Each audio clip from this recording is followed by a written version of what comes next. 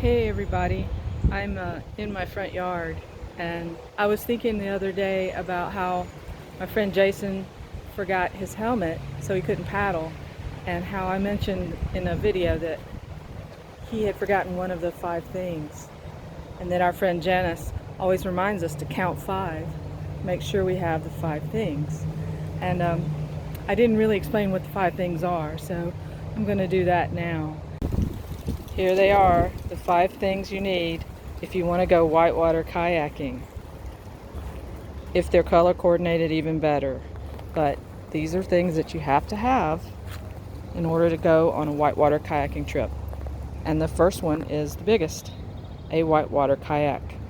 I won't go into why this is a specific whitewater kayak, and I won't go into why flat water boats that aren't made for whitewater, are not good for whitewater, but you need a whitewater kayak.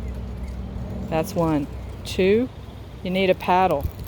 This is a paddle specific for whitewater. Actually, this one's made for play boating by a great company that went out of business called Adventure Technology, or AT, and a lot of us are fans of this paddle and this company, and wish someone would take their designs and make a new batch of them. But can you use a paddle that's not specific to whitewater? Yes, but you're going to break it. Whitewater is water and rocks, and if you have a paddle that's not up to the task, it will break, and then you'll be stuck on the river without a paddle. So whitewater paddle. Here's 3. A helmet. This is a helmet made for whitewater, and it's made by a company called Sweet. It's one of the best helmets you can get, and the stickers also help. But you got to have a helmet if you're going to whitewater kayak, because we sit in cockpits that are sealed by skirts and have these thigh braces. See the thigh braces that lock us into the boat? We put our knees under those braces, and if you flip the boat upside down, you're not falling out. You actually have to get out. And in the meantime, your head's going to be bouncing on rocks. Not a good time. So, gotta have a helmet. Next up, a PFD, personal flotation device. This one's specifically made for whitewater paddling. How's it different than a life vest you'd buy at Wally World? A lot of things are different about it, but the most obvious is that it has a lot of space for your shoulders and arms to have free range of motion, because you need to be able to move your arms dynamically and freely in order to paddle, and also to be able to twist your torso. Could you get away with a non-whitewater specific PFD? For a while. But in the end, you're going to want one of these, especially once you start rolling your kayak. And last but not least, a spray skirt.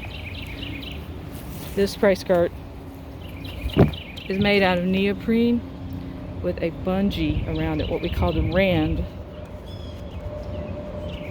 Some of them have a rubber rand, and some of them have a bungee.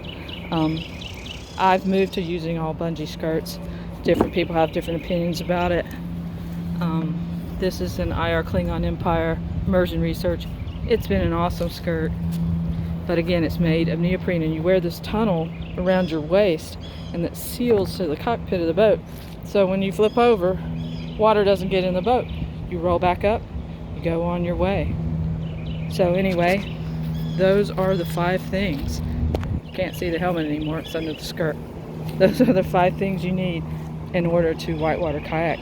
There is a 6th thing that, while it's not absolutely necessary to have, it can be a real misery if you don't have it, and that is a pair of shoes. Now, some playboats, like this is a playboat, sometimes there's not enough room for your feet in shoes, in which case you just stuff them behind the seat. But I've ended up not having a pair of shoes and having to do some portages and stuff, and it tore my feet up. So it's a good idea to have a good pair of shoes. And that's it.